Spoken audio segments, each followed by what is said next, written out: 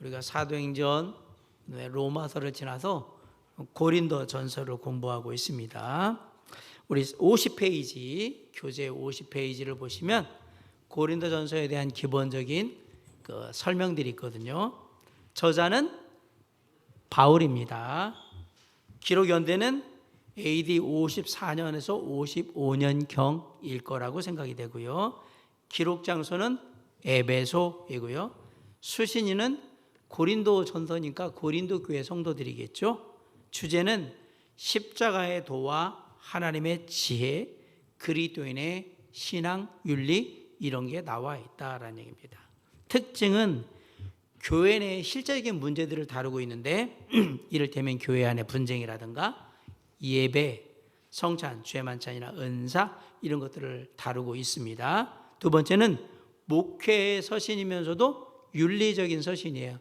그리스도인으로서 고린도 교회에 안 좋은 일들, 도덕적 윤리적으로 지탄받을 일들이 벌어질 때 그 일에 대해서 얘기하기 때문에 윤리적이라고 얘기를 한 겁니다. 신앙의 전선들이 인용이 되고 있는데 성만찬에 대한 거, 주의 만찬, 부활, 마라나다, 주 예수 오시옵소서 이런 얘기들이 고린도 전서에도 나오고 있다. 구절을 봅니다. 서론은 1장 1절부터 9절까지가 서론이에요. 인사겠죠, 인사. 보통 인사. 그러면서 두 번째는 교회 내 분쟁과 스캔들에 대해서 얘기하는데 6장까지, 1장 10절부터 6장까지 교회 내 분쟁 1장 10절부터 4장까지 교회 내 스캔들, 성적인 스캔들이 막 있었잖아요. 5장, 6장에 나와 있습니다. 그 다음에 교회의 질문에 대한 바울의 답변.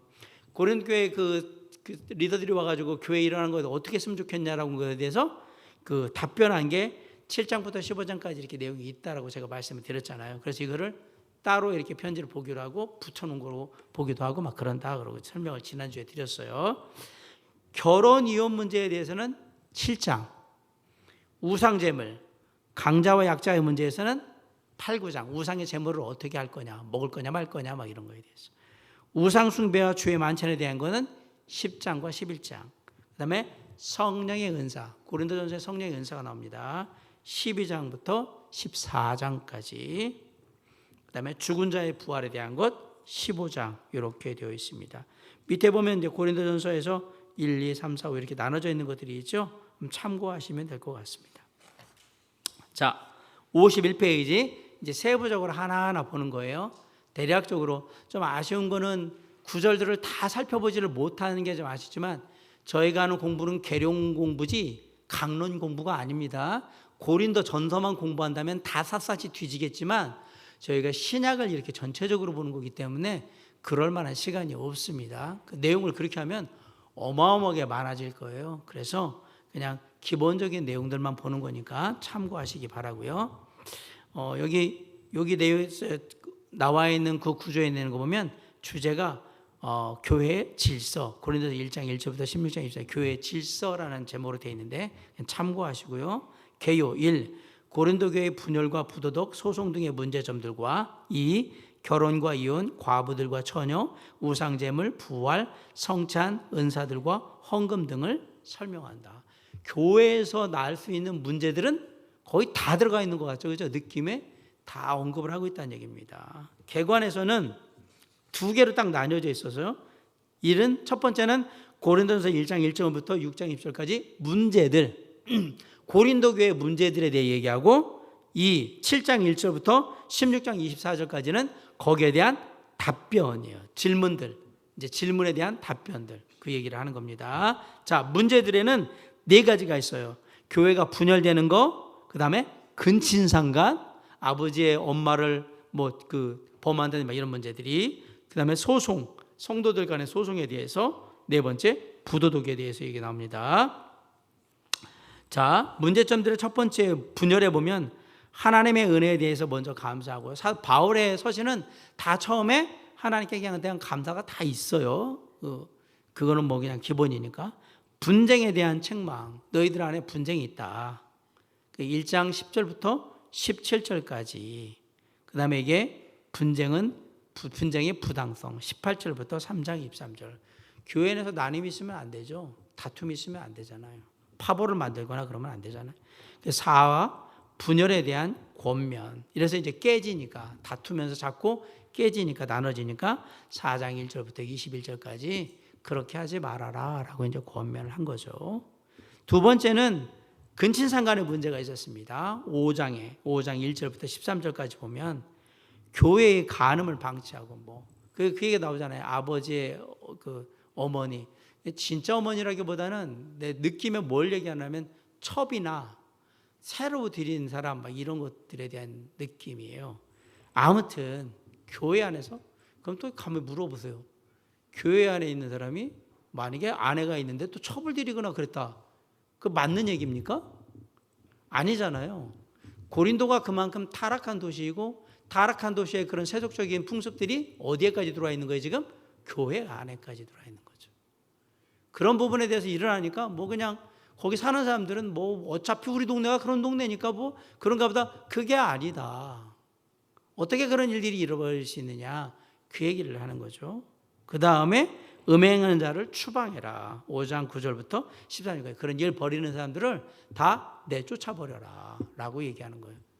근데 쉽지 않았을 거예요. 내쫓는 게. 대부분 여자를 둘 셋이 건드리려면 그만한 돈이 있어야 되거든요.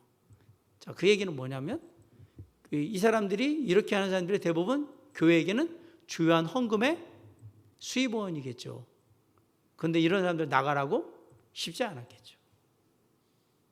해야 되는데 구조상 그러지 않은 문제들이 벌어지더라. 그런데 이런 얘기 들으면 지금 제가 계속 얘기 드렸잖아요. 고린도전서나 이런 후서에 나오는 얘기들이 지금 우리 이 시대하고 별반 다르지 않아요. 교회 안에 이런 것들이 걸려 있으면 못 내쫓아요. 잘못을 해도.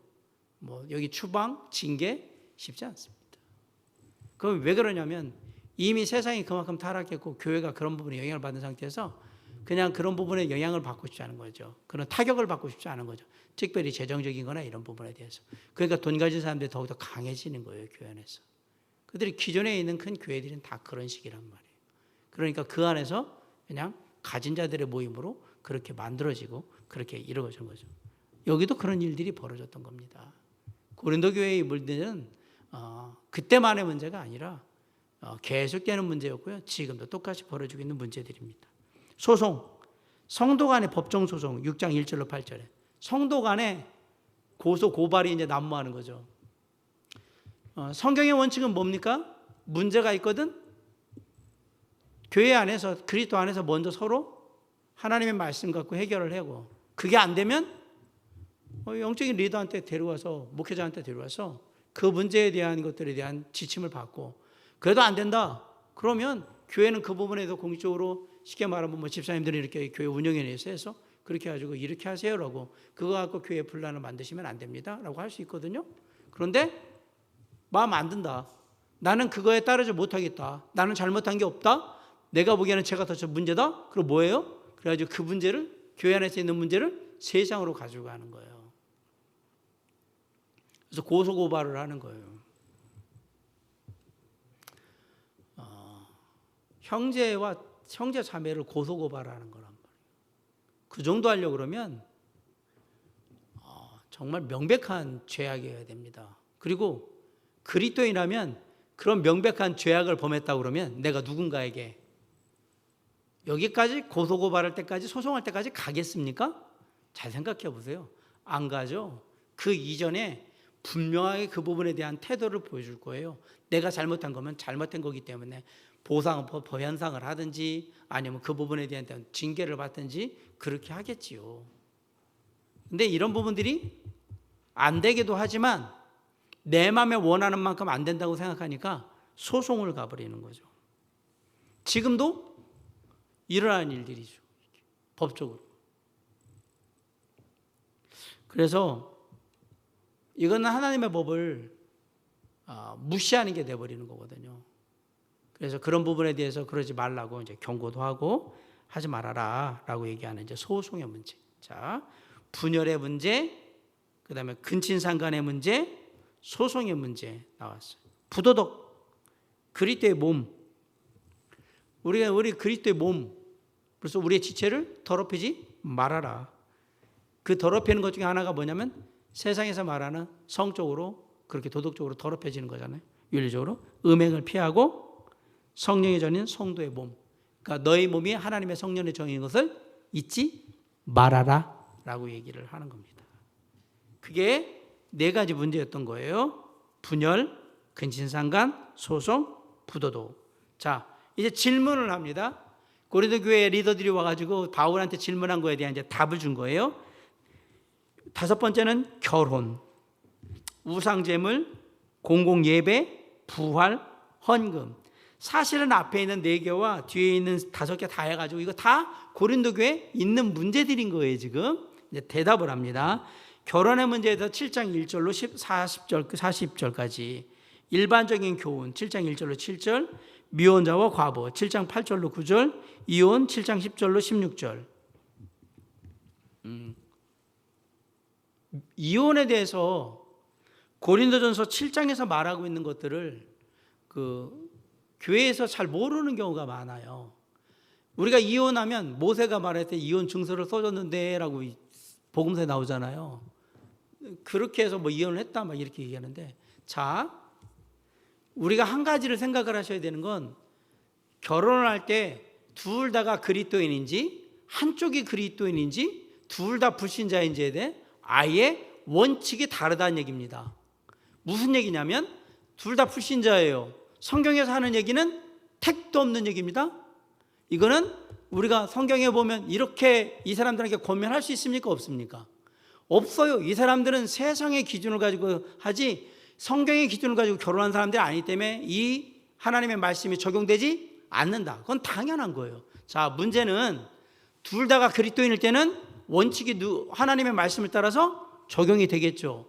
문제는 뭐냐면 한쪽은 그리스도인이고 한쪽은 불신자예요. 그럼 어떻게 할 겁니까? 많은 사람들이 생각할 때 그럼 성경대로 해야지. 이게 어떻게 성경대로 합니까? 한 사람만 믿지 않는 사람이라니까요. 한 사람은 그리스도인이고 그걸 어떻게 성경대로 합니까? 그건 할 수가 없습니다. 그러면 그리스도인인 나는 하나님의 말씀을 따라서 지키려고 하겠지만 그리스도인이 아닌 남편이나 아내는 세상에서 생각대로 할 거잖아요. 하라고 할 거잖아요. 그 사람한테 내가 원하는 성경적인 걸 요구한다고 하겠냔 말이에요. 안 합니다. 이건 할 수가 없어요.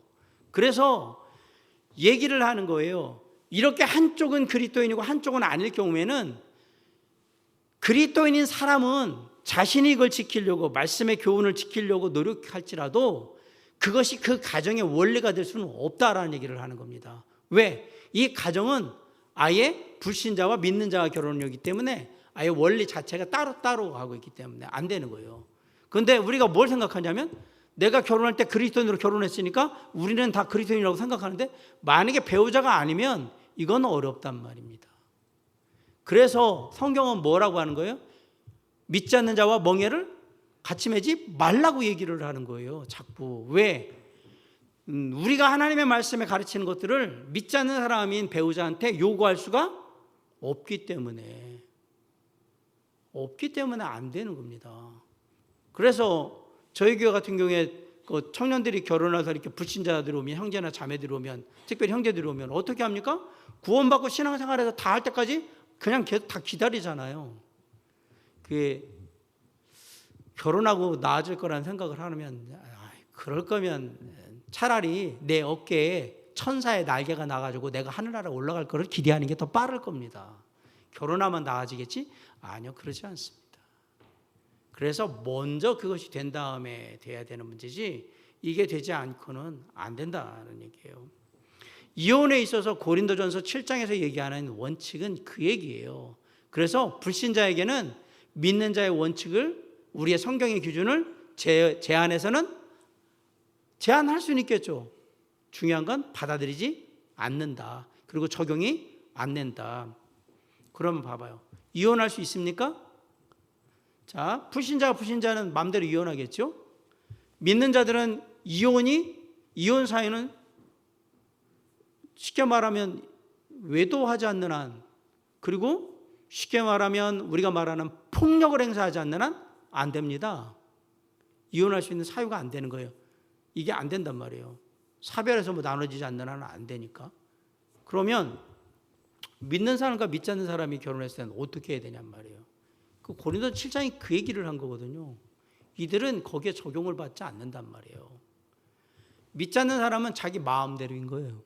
믿는 사람은 아까도 말했지만 하나님의 말씀에 가정을 지키라고 했고, 그리고 지금 말씀의 교훈을 따르라고 했으니까 나는 해야지라고 하시는데, 이 부분에 있어서는 우리가 이 가정을 믿는 가정으로 보지 않는다라는 얘기입니다. 그럼 이 가정에 보는 건 각자의 원함, 그러니까 자기가 어느 입장에서 선택하느냐에 따라 그냥 달려 있는 거지, 그것을 믿지 않는 자의 원칙도 룰도 하기 힘들고 믿는 자의 룰도 하기 힘들어요. 그러면 아마 각자 따로따로 선택을 하게 될 거예요. 그런 문제가 돼서 그럼 이혼이 이런 가정일 경우엔 가능하다 얘기하는 거예요. 고린도 교회에서 말하는 건 그건 가능합니다. 불신자의 경우에는 이혼이 가능합니다. 이렇게 얘기하는 거예요. 배우자에 대해서. 그래서 여러분들은 내가 믿는 자니까 이혼이 불가능하네? 아니요. 배우자가 불신자 버리면 이건 이혼이 가능해져 버리는 거예요. 왜? 이 사람은 내가 말하는 성경의 결혼의 원리를 따르는 사람이 아니기 때문에. 그게 어디서 벌어졌느냐? 고린도 교회 안에서 이루어지고 있었던 거예요. 왜냐하면 그 안에 성도가 있는데 이혼하는 문제가 생긴 거예요. 어떤 일이면 아까 말한 불신자의 문제들이 이런 것들이 계속 생겼던 거예요. 그래서 불신자의 경우에는 그것이 문제가 되지 않는다 이렇게 얘기를 한 겁니다. 참고하시기 바랍니다. 각자의 처한 환경이 있고 처녀의 결혼, 과부의 재혼에 대해서. 과부는 언제 재혼을 할 수 있죠? 사실은 사별을 하면 우리가 성경에서는 노인다 이렇게 표현을 하잖아요. 이런 경우에 아까 말씀드린 이혼의 사유가 되는 아까 말한 불륜을 하거나 그 다음에 아까 말한 지금으로 말하면 이제 폭력이죠. 성경에는 폭력에 대한 얘기는 안 나오지만 불륜만큼이나 심각한 것은 폭력을 휘두르는 거거든요. 폭행을 하거나 이런 게. 가정폭력은 이혼 사유가 된다. 저는 지금 물어보면 가정폭력은 이혼 사유가 됩니다. 그리스도인도 이혼할 수밖에 없습니다. 그거는 믿음의 문제가 아닙니다. 여러분들 그거 잘못 생각하시면 믿음으로 버틸 문제가 아니에요. 맞아 죽어요. 큰일 나요. 그거는 이혼 사유예요. 이혼 사유. 오히려 보면 불륜만큼이나 모르겠어요. 저하고는 사실 관계 없는 일이기 때문에 그러지만 불륜이나 폭력은요 이혼 사유예요. 이혼 사유. 그래서 안 돼요. 그런 경우에는 그냥 갈라서는 게 맞습니다라고 하는 거예요. 성경은 그렇게까지 얘기한다는 얘기입니다. 큰 게. 그래서 과부에 대해서 재혼하는 것은 사별하고 이런 것들이나 이혼할 경우에는, 그런데 살아서 그런 부분에 대한 얘기죠. 살아있으면, 남편이 살아있으면 거기에 매이게 된다 이런 얘기들을 막 하잖아요. 영향을 받을 수밖에 없는 상황들도 있어요. 그것들은 자기가 감내해야 될 부분이기도 하긴 하죠. 그런 부분들이 고린도 교회에서 있었다라는 얘기입니다. 또한 우상 제물, 바른 지식과 절제, 바울의 모범, 그다음에 과거의 교훈, 결론적 권면인데, 우상의 제물은 어떻게 됩니까? 쉽게 말하면 제사에 드렸던 음식을 어떻게 할 거냐, 먹어야 되냐 말아야 되느냐. 성경이 말하는 건 입으로 들어가는 것은 더러운 것이 없다, 입에서 나온 것이 더럽다라고 얘기를 해요. 그런데 바울이 뭐라고 얘기하냐면, 내가 연약한 자를 위해서는 고난이 있지만 그거 안 먹는다. 내가 다 먹을 수가 다 할 수 있어도 저들의 믿음의 연약함 때문에는 내가 안 한다라고 얘기를 하면서 그런 부분에 얘기를 한 거예요. 우상의 제물을 묻지 말고 경건한 가운데 먹을 수 있는데, 그건 하나님께 기도하고 늘만 할 수 있는데, 그러나 누군가 그 안에 믿음 있는 사람들이 그걸 보면서 시험에 들거나 그럴 거면 나는 내가 아무리 배고프고 그게 먹고 싶다 할지라도 나는 안 먹고 건드리지도 않을 거다 이렇게 얘기한 거예요. 왜냐하면 그것은 믿음의 성장을 위해서, 다른 사람의 유익을 위해서 그렇게 하겠다라고 얘기를 한 겁니다.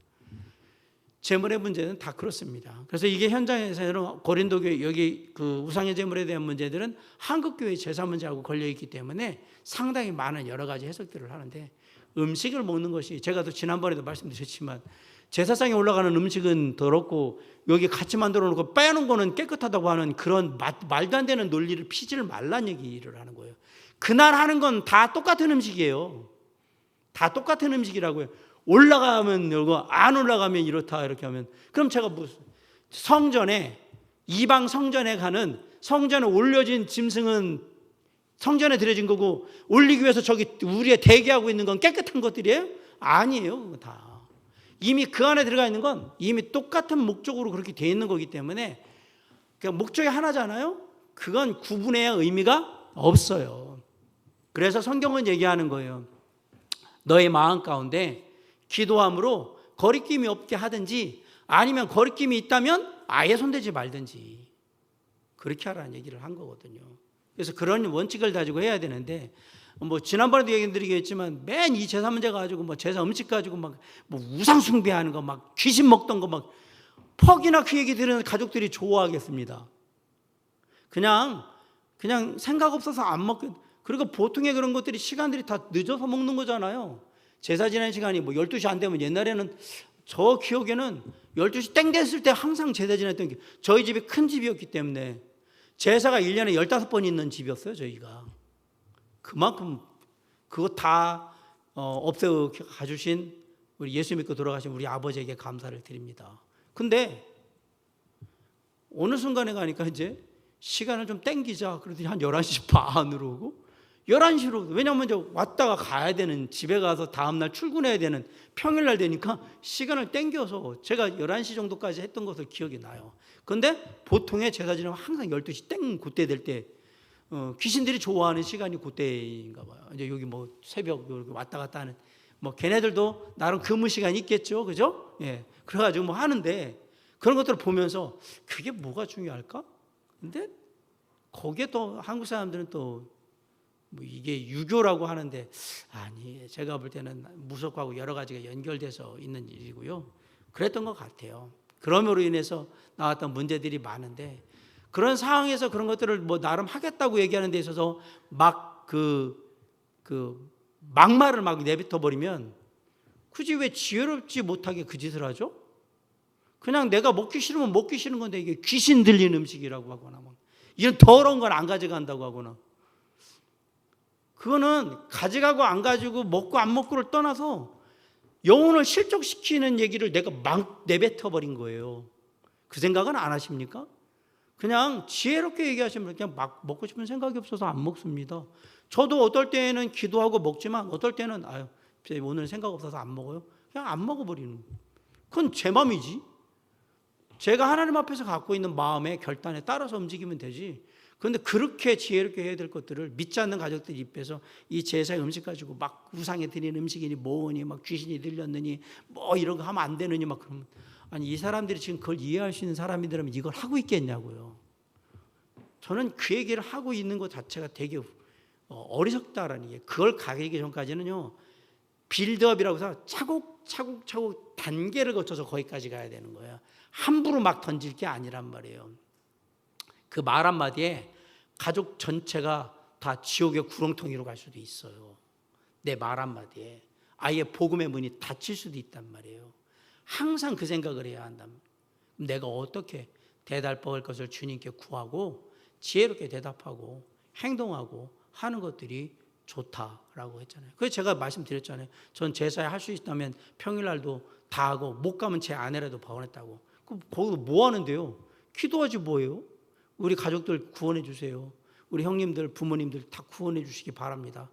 귀신의 귀자도 들어오지도 못하겠지만 구원해 달라고 얘기하는 거죠. 그거 위해서 가 있는 거지. 그걸 하기 위해서 하나하나씩 갔던 거지 다른 건 없단 말이에요. 우리가 이 우상의 제물 문제는 아직도 한국 교회 내에 계속해서 문제가 되고 있는 부분입니다. 어떻게 하는 게 정말 지혜로운 것인가를 정말 잘 생각해 봐야 될 부분이 바로 이 부분이 아닐까. 제사의 문제 때문에 아마 생각해 봐야 되고요. 이게 뭐하고도 연결되냐면 장례식하고도 연결이 되거든요. 다 연결이 돼 있어요. 그래서 지혜롭게 하셔야 합니다. 그래서 영혼에게 복음을 전할 수 있는, 특별히 가족들과 친척들에게 복음을 전할 수 있는 문을 조금이라도 열어놓고 다치지 않도록 최선을 다하셔야 한다라는 사실을 꼭 생각해 보시기 바랍니다. 또 7번째는 공공의 예배에 대한 얘기예요. 여자들의 예배, 예배포. 캐톨릭의 여자들은 이게 저기를 쓰죠. 포를 써요, 이렇게. 미사 드릴 때. 그리고 어디 쓰냐면 우리 옆에 안상홍 하나님의 교회도 써요.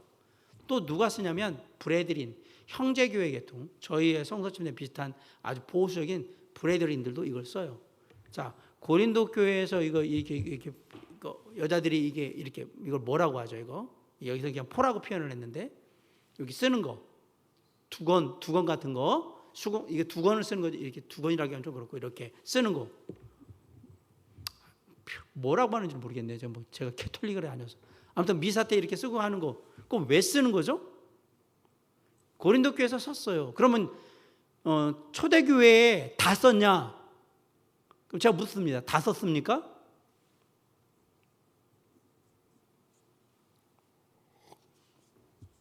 고린도 교회 말고 이런 여자가 이렇게 머리에 포를 쓰는 거에 대해서 기록되어 있는 다른 구조를 본 적이 있냐고요? 없죠. 그럼 다른 데서는 안 했다라는 얘기죠. 고린도 교회에서만 특별히 아마도 고린도 주변 지역에서만 했을 수도 있어요. 자, 그러면 이거는 특별한 케이스예요. 일반적인 케이스가 아니에요. 그렇죠? 그러면 이거를 보편적으로 적용하면 된다 안 된다? 안 됩니다.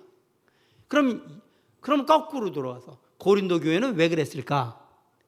왜 그러고 남자들만 쓴 게 아니라 여자들만 썼을까? 여러분 고린도 교회에 왜 자매들만 포를 썼느냐 말이에요.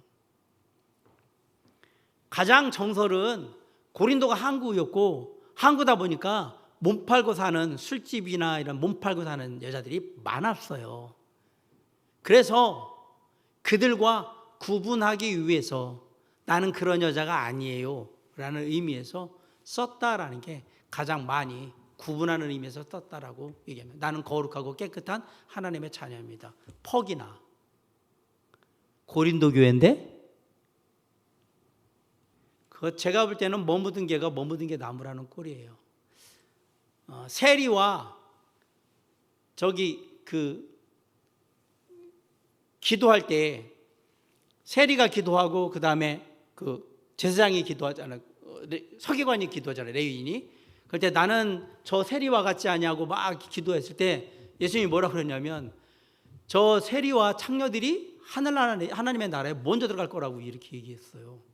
그 얘기의 의미가 뭐냐면 거꾸로 얘기하면 네 주제를 알아라. 네가 지금 그런 말 할 때가 아닌데?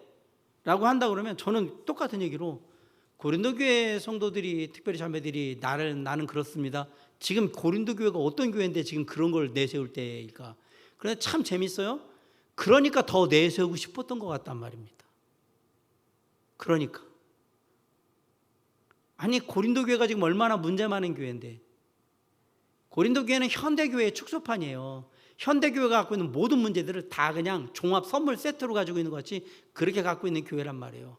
거기에 있는데 놀랍게도 이 사람들이 자기는 나는 거룩하고 깨끗한 하나님의 사람이며 저 바깥에 있는 저 여자들과는 같지 아니함을 감사드립니다. 이런 느낌이란 말이에요.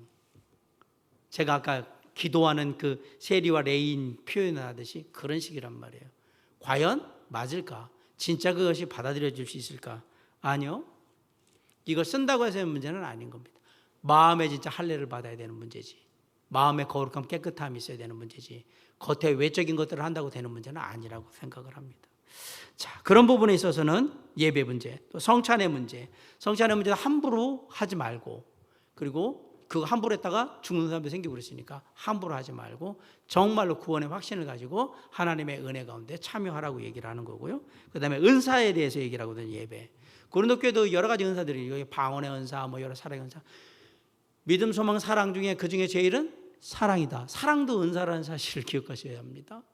정말로. 그 다음에 놀라운 것들은 대부분의 은사들은 그 쓸모가 끝이면 다 끝나는 겁니다. 놀랍게도 그렇습니다. 그래서 우리에게 있어서는 더 중요하게 생각하는 것이 어떤 일을 하는 그런 은사도보다 하나님의 성품 가운데 가져야 되는 그런 것들, 믿음의 은사, 어떤 소망의 은사, 사랑의 은사, 이런 것들에 주님의 성품을 닮아가는 것들을 갖는 것들이 더 중요한 그리고 일이고 또 평범한 삶 가운데서 하나님의 역사하심도 바라볼 수 있는 것들도 중요하다라는 사실들을 생각해 봐야 합니다. 자, 부활 15장 1절로 58절 그리스도의 부활. 자, 그 다음에 부활의 확실성, 부활할 성도, 부활로 변화된 육체. 예수 그리스도께서 부활하셨으니까 우리도 부활할 거다. 주님이 부활의 첫 열매가 되셨기 때문에 우리도 부활할 거예요 라고 한 거예요. 그리고 제일 먼저 예수님 사건이 나면서 믿는 자들의 부활이 있었어요. 그리고 우리도 부활할 거라고 믿고, 그리고 우리의 부활의 육신은 변한다. 그럼 어떻게, 성경은 아마 예수님의 모습이, 예수님의 변화된 모습, 부활 후의 모습이 우리의 모습이 똑같은 모습이 되지 않을까라고 얘기를 합니다. 모르거든요. 누군가 부활해 보신 분 있으면 저한테 그 후일담 얘기해 주시고요. 아마 제가 볼 때는 죽을 때까지 제가 그런 부활의 후일담 못 들을 거라고 생각하고, 어디 가서 천국 가서 주님께 물어보시든지, 아니요 그때는 여러분이 여러분 느낌 얘기해 주시는데, 놀라운 것은 살아있으면 제가 못 듣겠죠. 제가 또 올라가 가지고 얘기하는 것도 여기 살아있는 사람들은 못 듣겠죠. 결국은 내가 그냥 나에 대해서 보고, 부활한 몸은 이런 거구나. 네. 그러나 분명한 것은 시간과 공간의 제약을 받는 육신은 아니다. 변화체는 그런 것은 분명하다는 사실입니다. 자, 헌금, 구제헌금, 고린도교회 방문, 권면. 워낙에 이렇게 해가지고 고린도교회 가서 구제하는 그런 헌금에 대한 얘기들을 하죠. 자, 구제헌금에 대해서 얘기하고 고린도교회를 방문합니다. 자, 여기 한번 헌금의 문제도 하나님께 드려지는 문제에 있어서 요즘도 헌금의 문제는 되게 큰 이슈로 다가오고 있는데, 과연 신약에 뭐 헌금이 없다라고 얘기하고 11조가 없다고 얘기하고 막 그런 분들이 보면, 제가 늘 얘기 드리면 저분들은 성경을 어디서 봤을까라는 생각을 듭니다. 아닙니다. 성경은 원칙이 네 모든 것을 다 드려라 합니다. 신약은 너희 몸을 하나님이 기뻐하시는 거룩한 산자자 드리라고 했지, 너희 11조를 드리라고 한 적이 없어요. 다 드리라고 했어요. 다 하면 거기에는 몸을 드리라는 얘기는 내 육신을 드리라는 얘기뿐만 아니라 내 삶을 드리라는 얘기니까, 삶에는 시간과 물질과 수고가 다 주님께 드려져야 하는 겁니다. 자, 이따 그 부분에 대해서 좀 더 보기로 하고요. 자, 문제점에 4가지가 있었다고 그랬죠. 분열, 근친상간, 소송, 부도죠. 자, 52페이지로 넘어가 보세요. 이제 세부적으로 하나씩 볼게요. 하나님의 은혜에 대해서 먼저 분열해서 보면 감사하고요. 바울이 인사를 해요. 바울이 고린도 교회에 편지를 했고요. 바울이 감사 인사를 드립니다. 그리고 이제 분쟁에 대해서 책망합니다. 고린도 교회가 나눠집니다. 어떻게? 고린도가 분쟁에 대해서 듣다. 바울이 복음을 전하기 위해서 부르심을 받았다. 우리가 이러자고 나뉘자고 우리가 모인 것 아니지 않냐. 우리는 복음에 부르심 받은 하나된 하나님의 자녀라는 얘기를 하고요. 분쟁의 부당성, 하나님의 능력과 지혜이신 십자가의 도, 하나님께서 세상의 지혜를 패하셨다. 그리스도는 하나님의 능력이고 그 다음에 지혜이다. 오른쪽 그 세 번째 보면 미련하고 천한 것을 택하시다. 전도를 얘기할 때 세상이 볼 때는 미련하고 어리석고 효과도 없는 것을 택하셔서 하잖아요. 그리스도의 도를 지하는. 그런데 그게 놀랍게 역사합니다. 성도들은 하나님께로부터 난 자들이기 때문에 십자가의 도를 전해야 합니다. 분쟁하는 이유가, 여기서 잠깐만요. 분쟁하고 있다. 그런데 바울이 뭘 전하냐면 십자가의 도를 전했어요. 이유가 뭡니까? 너희는 예수 그리스도의 복음 안에서 하나 된 자들이라는 얘기를 하려고 하는 거예요. 바꿔 얘기하면 너희들의 삶 가운데 십자가의 도, 예수 그리스도의 은혜의 복음을 늘 마음에 새기고 있다면 너희들이 다툴 이유가 없다는 얘기를 하고 싶은 거예요. 그러면 싸우는 이유는 뭐예요? 우리 안에 주님의 복음이 희미해지고 있다 이 얘기예요. 그게 싸우는 이유였던 거예요. 주님의 복음이 희미해지면 뭐가 되냐면 세상의 가치관이나 세계관, 원리들이 들어왔겠죠. 그렇게 들어오니까 싸우고 있는 거예요. 그게 내 삶을 지배하고 있으니까 다투더라라는 얘기를 하려고 하는 거죠. 자, 3번. 육에 속한 자의 속한 자와 신령한 자, 하나님의 지혜, 하나님께서 성령을 통해서 지혜를 보이시다. 육에 속한 자, 신령한 자. 자, 영에 속한 자, 육에 속한 자라고 그랬어요. 영에 속한 자와 육에 속한 자는 다 그리스도인입니다. 그런데 영에 속한 자는 쉽게 말하면 영적으로 성숙해 있는 것을 말하는 거고, 육에 속한 자는 그리스도인은 그리스도지만 아직 세상의 영향을 많이 받고 있는 사람은 육에 속했다라고 얘기를 한 거예요. 그냥 육신적인 그거하고 나의 또 다른 얘기입니다. 육신적이다는 얘기는 이 사람이 그냥 불신자다 이 얘기를 하는 거고요. 영에 속했다, 육에 속했다 이렇게 했다는 건 이 둘이 다 그리스도인인데 레벨이 다르더라. 한 사람은 성령의 인도하심을 따라 살고 한 사람은 세상의 가치관의 영향을 받으면서 구원받은 자지만 살았다. 그게 육에 속한 자 이렇게 얘기한 겁니다. 그리고 네 번째, 너희가 아직도 육신에 속한 자로다라고 했습니다. 너희가 아직 육신에 속한 자인데, 자 이거는 육에 속한 자에서 중에서도 육신에 속한 자라면 그 모습이 구원받았지만 뭐하고 똑같다? 세상 사람하고 똑같다. 네 모습들은 보면 구원받았다고 말하기가 정말 어려울 정도다. 이렇게. 그런데 지금 이거 누구한테 얘기한 거예요? 고린도 교회 성도들한테 얘기한 거예요. 그러면 고린도 교회 성도들한테 얘기했다는 얘기는 이 사람들이 믿는 사람들이라는 얘기입니다. 근데 뭐라고 얘기하냐면 영에 속한 자, 육에 속한 자 얘기하더니 육신에 속했다라고 딱 얘기를 해요.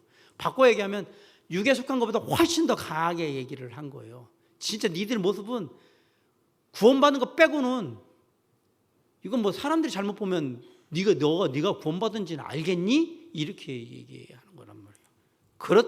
그럴 정도면 고린도 교회 성도들이 얼마나 타락한 가운데 있었을까? 고린도란 그 도시가 어땠을까를 한번 생각해 보시기 바랍니다. 누구든지 사람을 자랑하지 말라. 자라게 하시는 분은 하나님이시고 구원만 받는 자와 상까지 받는 자가 따로 있다라고 얘기하고요. 너희는 하나님의 성전이고 지혜로운 자가 되라. 자랑하지 말라. 뭐 했다고 자랑할 게 아니고요. 여기서 아까 말한 대로 구원만 받는 사람이 있고 부끄러운 구원을 받는 사람이 있고 상급까지 받는 사람이 나올 것이고 이게 다르다라고 얘기를 하는 겁니다. 와, 그렇죠. 그래서 불로 다 타고 남는 게 하나도 없이 그냥 알몸으로 갈 거냐 아니면 내가 다 입고 갖추고 갈 거냐. 그 불로 구원받는다는 얘기가 지금 이 얘기잖아요. 구원받은 딸랑 받을 건지 아니면 타지 않고 남을 수 있는 하나님의 상급을 가지고 갈 건지 그 얘기, 썩지 않을 것들 가지고 가라는 얘기를 하는 거죠. 자, 분열에 대한 권면을 합니다. 1번, 주께서 오셔서 각 사람을 판단하신다. 그리스도의 일꾼은 충성해야 된다. 주께서 판단하신다. 그러니까 잘 봐라. 이러기에 니네들이 지금 싸우고 다투고 이럴 때가 아니야. 주님이 오실 때가 머지 않았고 그리고 오시면 다 평가하실 거야.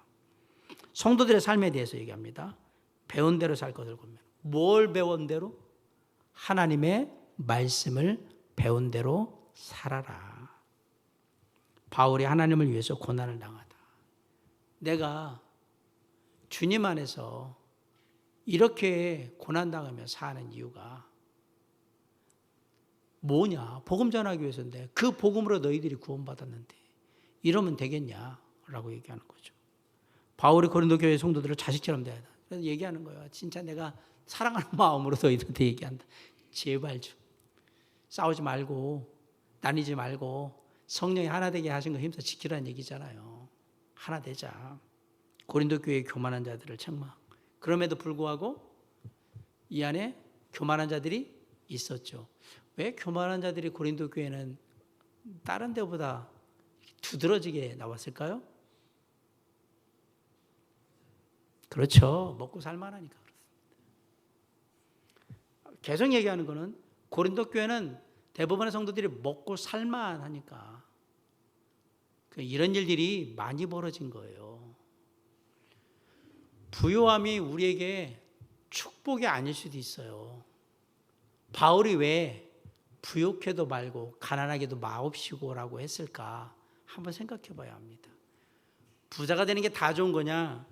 고린도 교회에 교만함이 많았던 이유는 먹고 살만하니까 그래요. 쉽게 말하면 하나님 없어도 먹고 사는데 별 지장이 없게 느껴지니까. 그러니까 만만하게 느낀 거거든요. 하나님은. 그런 모습들이 있는 거예요. 그러니까 고린도라는 그 도시를 보면 그 도시가 그 도시에 사는 사람들의 모습이고 그 도시에 사는 사람들의 모습이 곧 교회로 이어지고 있다는 사실을 꼭 기억해야 돼요. 이 사람들은 딴 도시에 사는 게 아니고요. 고린도에 사는 사람들이에요. 그리고 거기서 세상의 사람들과 섞여 있는 상태이기 때문에 이런 문제들이 계속해서 일어나고 있는 거예요. 그러니까 바울이 얘기하는 거예요. 말씀을 배운 대로 살아라. 그리고 너의 모든 것을 주관하시는 주님께서 다 보고 계신다. 심판하실 거다. 그러니까 돌이켜라. 이거 하지 말아라고 얘기하는데 그럼에도 불구하고 말을 듣지 않는 사람들이 나온 거예요. 아까 말한 소송을 하고 한 이유는 뭐냐? 기분 나쁘다 이 얘기거든요. 내 마음에 안 드니까. 하나님의 말씀의 권면을 보면 너그럽게 용서하고 이해하고 넘어가야 되는데 안 들거든요. 어떻게 해요 그럼? 내가 이 부분에 대해서는 확실히 하고 하겠다. 그러면 세상에 이제 소송을 가는 거죠. 제가 뭐 법정에 가본 적이 없지만 몇몇 들었던 얘기 중에 교회 문제 가지고 법원에 가잖아요. 교회에서 뭐 이런 경우 있잖아요. 목회자하고 막 성도들 문제를 가지고 가잖아요. 그러면 어떤 분들이 판사님들이 그렇게 본대요. 왜 이걸 가지고 교회 문제를 가지고 왜 여기를 오셨어요? 이렇게 물어본대요. 이건 당신들이 안에서 충분히 끝낼 수 있는 문제 아닙니까? 라는 거죠. 그러면 씁쓸한 거예요. 왜? 이건 내가 알고 있는 상식으로 볼 때 교회 안에서 충분히 해결이 가능한데 안 하는 거니까. 쉽게 말하면 문제가 어디에 있고 어떻게 해야 되는지 다 알면도 불구하고 이걸 세상으로 가져와 버리면 세상은요 재미나게도 법적으로 해석을 해버린단 말이에요. 신앙적으로 성경적으로 해석하는 게 아니라 법적으로 해석을 한 말이에요. 그러면 법적으로 해석한다는 얘기는 둘 다 무죄일 수가 없어요. 반드시 한쪽은 더 잘못했거나 죄인이 돼야 돼요. 그러면 소송을 세상으로 가는 이유가 뭐예요? 내가 이기기 위해서 가는 거잖아요. 내가 이기기 위해서. 성경은 서로가 다툴 때 이기라고 얘기한 적이 없어요. 서로가 서로를 낮게 여기고 이해하고 너그럽게 용납하라고 가르쳤지 이겨라. 어떻게든지 이겨서 네 잘난 거 내놓으라고 얘기한 적이 없단 말이에요. 근데 놀랍게도 가는 거예요. 왜? 내가 맞고 내가 반드시 너 틀렸다는 걸 알려줄게. 그렇게 얘기 안 해도 사람들은 다 알아요. 교회 안에서 누가 잘못했고 누가 잘했는지, 아니면 둘 다 잘못했는데 누가 더 하고 누가 덜 했는지 다 성경적인 판단에서 신앙적인 판단이 서는데도 불구하고 그렇게 가는 거죠. 그런 모든 것들을 바라보면서 겸손해야 되는데, 그리고 온유해야 하는데 그런 부분들이 이루어지지 못하니까 다툼이 일어나고 분쟁이 일어난다는 건 서로의 이해관계들이 부딪히고 있다 얘기입니다. 이해관계가 부딪히지 않는 한 싸울 이유는 없죠. 그건 남의 일이거든요. 다툰다는 얘기는 그게 관계 속에서 이해관계가 그 안에 들어가 있다 이 얘기예요. 그러니까 소리를 자꾸 지르고 그리고 주먹질하고 그러는 거예요. 나하고 아무 이해관계 없는데 내가 왜 소리를 지르면, 내가 왜 주먹질을 하고 내가 거길 왜 껴요? 보통의 사람들은 안 해요. 분쟁이 났다는 얘기는 결국은 이 문제였는데, 이해관계가 났을 때는 서로가 서로에게 성경은 양보하라고 얘기하고 또 너그럽게 그냥 베풀으라고 얘기하는데 이게 안 되는 거죠. 왜? 가진 사람들이 더 독해요. 가진 사람이 더 독하다고요. 없으면 어차피 조금 더 없으나 더 없으나 그게 그거라 그냥 베풀지만 가진 사람은 그렇지 않아요. 그래서 이렇게 될 수밖에 없겠구나. 이 모든 것들이 고린도라는 그 사회의 상황과 그 지역의 상황이 맞물려서 교회 안에 들어와 있고요. 교회는 그것을 사실 피할 수 있는 곳이어야 되는데 교회도 피하지를 못하고 그런 모습들이 보여지고 있는 것들이 씁쓸한 겁니다. 그래서 분열하고 있는, 싸우고 파당을 짓고 있는 그런 모습들에 바울이 안타까워했다라는 사실을 기억하시기 바랍니다. 오늘은 여기까지 할 건데요. 그 생각이 드네요. 왜 싸웠을까? 서로의 이해관계가, 그럼 이해관계를 왜 따질까? 좀 더 갖고 싶겠죠? 내가 좀 더 갖고 싶고 우리가 좀 더 누리고 싶고 결국은 욕심 때문이었을 거예요. 그리고 자존심 때문이었을 겁니다. 누군가가 뭐라고 하면 그 부분에 대해서 머무댕이가 머무댕이 나누듯이 아마 고린도 교회의 느낌은 그런 느낌. 자기가 뭐라고 나한테 이러고. 하나님의 말씀의 교훈들이 그리고 권면들이 참 들어가기 어렵습니다. 왜? 다 따질 테니까. 그래서 고린도 교회는 참 어려웠던 것 같고요. 바울이 편지를 보내면서도 힘들어했던 것 같아요. 아마도 여러분들이 바울의 서신서들을 다 살펴본다면 이렇게 총체적으로 숱한 문제들이 막 돌아가는 교회 얘기는 고린도 교회가 아마 유일무이할 거예요. 문제들이 막 섞여 있거든요. 결국은 우리에게 주는 교훈은 고린도 교회가 있으니까 우리가 또 교훈을 받습니다. 우리는 이렇게 하지 말아야지. 이런 게 교회에서 나온다는 얘기는 이미 교회가 생명을 다하고 타락해 간다는 얘기구나 라고 생각하면서 우린 또 브레이크를 거는 거잖아요. 그런 부분을 보면서 반면교사, 교훈을 삼을 수 있는 저와 여러분이 되시길 바라고요. 다툼의 문제에 있어서 조금 더 우리가 서로를 바라보는 데 있어서 이해하는 눈이나 또 너그러움의 정도를 조금 더 넓게 한다면, 서로가 서로를 낮게 여긴다면 다투지 않고 하나됨으로 우리가 하나되게, 성령이 하나되게 하신 것을 잘 지킬 수 있는 그러한 교회가 되지 않을까 생각해 보며 오늘의 교훈들을 마음에 새기고 함께 하나되어 나아갈 수 있기를 주님의 이름으로 간절히 축원합니다. 기도하시겠습니다.